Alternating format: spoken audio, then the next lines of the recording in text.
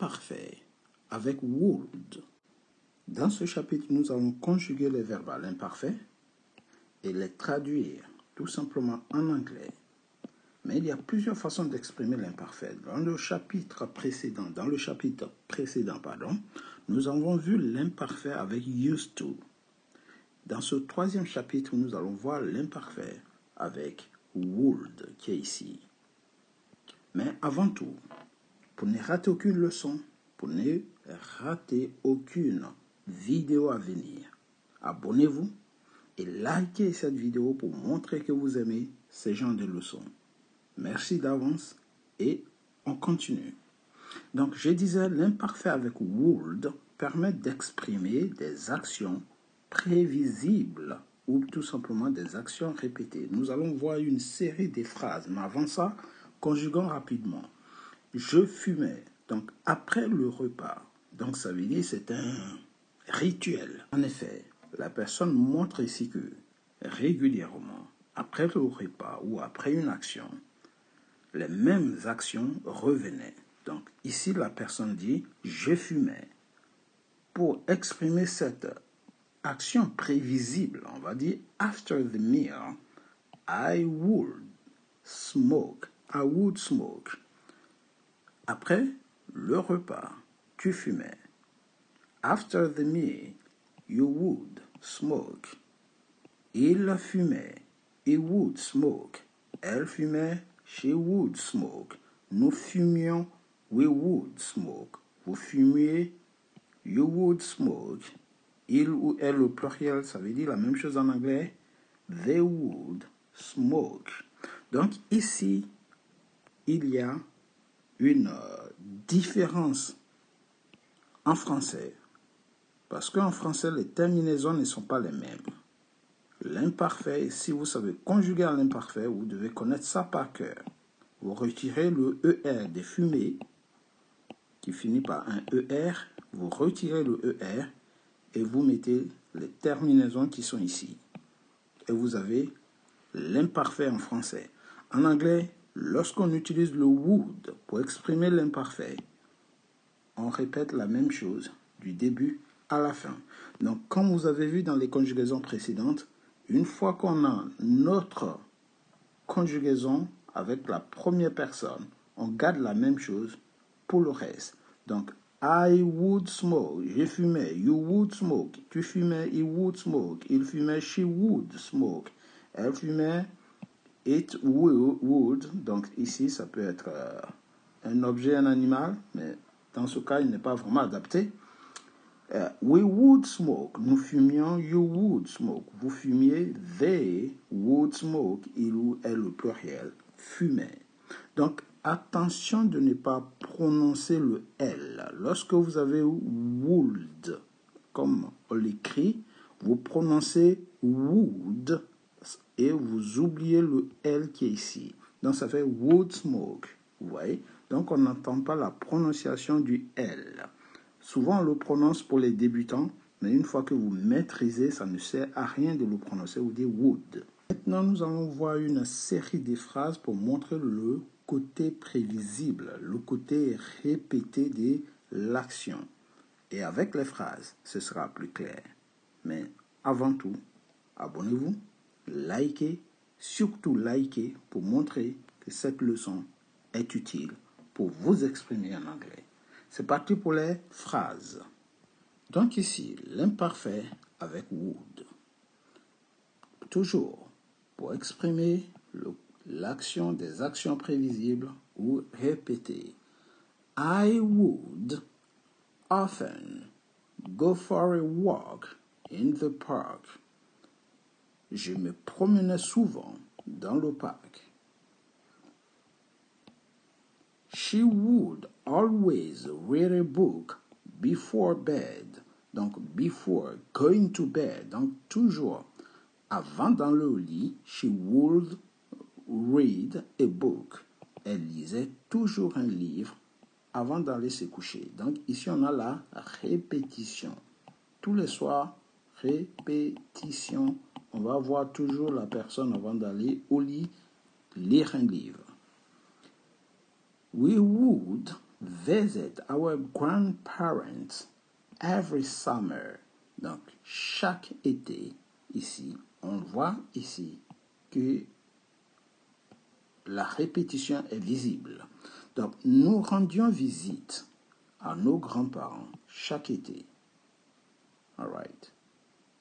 Donc, chaque fois que l'été approche, c'est prévisible. Ils vont aller voir leurs parents. He would play soccer with his friends after school. Il jouait au soccer, tu veux dire au football, avec ses amis après l'école. They would spend hours talking on the phone. Ils passaient des heures à parler au téléphone. Chaque fois qu'ils s'appelaient, c'était la même chose.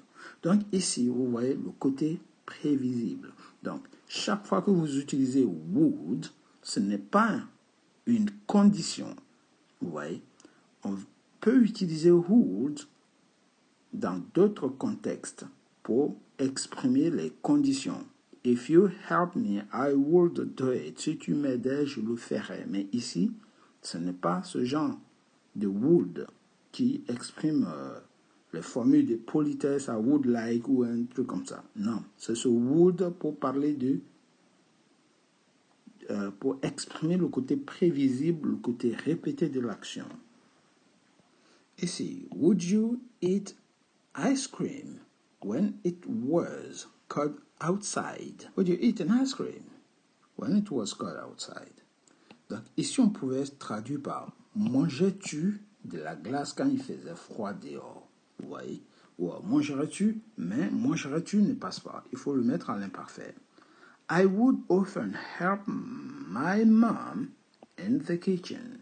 J'aidais souvent ma mère en cuisine. She would watch her favorite TV show every Sunday. Elle regardait son émission de télévision préférée tous les dimanches. Okay? She would watch.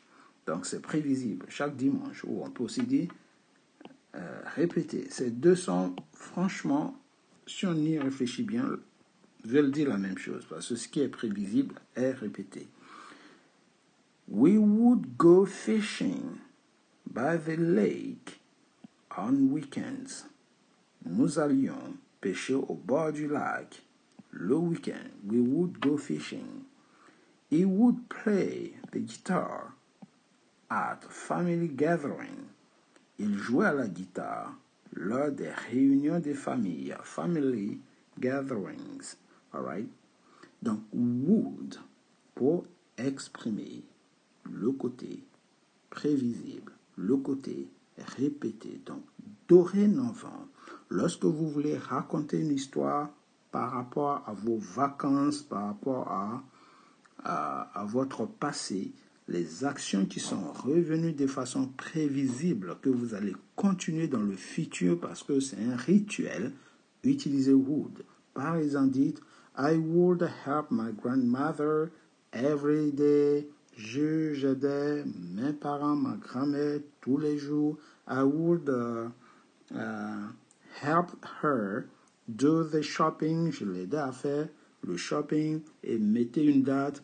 Every Saturday, tous les samedis, I would do that. Every Monday, I would do this. Et ainsi de suite. Donc, would, pour montrer que c'est un rituel qui s'est installé, c'est une action prévisible, répétée, qui vous permet dorénavant de donner une information que vous êtes là pour telle ou telle chose. I would read a book every afternoon. Ouais, je lisais un livre tous les soirs. I would help him do his homework every evening. Je l'aidais à faire ses devoirs tous les soirs et ainsi de suite. Alright? J'espère que cette petite leçon vous aura aidé à exprimer la leçon sur les would. Et n'oubliez pas, une fois que vous avez votre would, il ne change plus jusqu'à la fin. C'est une répétition. Le modal ne change pas. Ici, la conjugaison en anglais est une facilité déconcertante dans la mesure où ce n'est que de la répétition. Le plus difficile, c'est la partie française qu'il faut maîtriser car les terminaisons ne sont pas les mêmes en fonction du pronom personnel. Le pronom personnel change, les terminaisons changent. Ok? Sinon, une fois que vous les avez maîtrisées, c'est juste un jeu d'enfant en anglais. Avant de finir, laissez-moi vous montrer une petite contraction. Lorsque vous avez le would ici, vous pouvez barrer tout ce qui est ici, si vous voulez, pour contracter. Et vous mettez tout simplement l'apostrophe ici. Et vous mettez juste le D. Ça, I'd smoke. Ça veut dire I would smoke. Vous virez tout ça. Vous mettez you'd smoke. Alright, you'd smoke. He'd smoke, she'd smoke. We'd smoke. Et ainsi de suite. Donc, le jour où vous voyez des contractions avec des apostrophes D, c'est le would qui est contracté. Alright? Mais ne vous focalisez pas là-dessus. On reviendra dessus plus tard. Ce n'est pas le but aujourd'hui. La contraction n'est pas le but de la leçon d'aujourd'hui. Mais sachez que ça existe des contractés aussi environ toutes les lettres. Ok? Et ainsi de suite. Vous virez, vous mettez le D et ainsi de suite pour être plus propre. Voilà. Ça, c'est la contraction avec le would. Pour plus de leçons, pour plus de vidéos, n'hésitez pas. Abonnez-vous, likez pour ne surtout pas rater les prochaines vidéos à venir, les autres contenus. Abonnez-vous. Et un petit pouce en l'air pour montrer que vous aimez ce genre de vidéos. Take it easy, guys, and see you next time. Goodbye.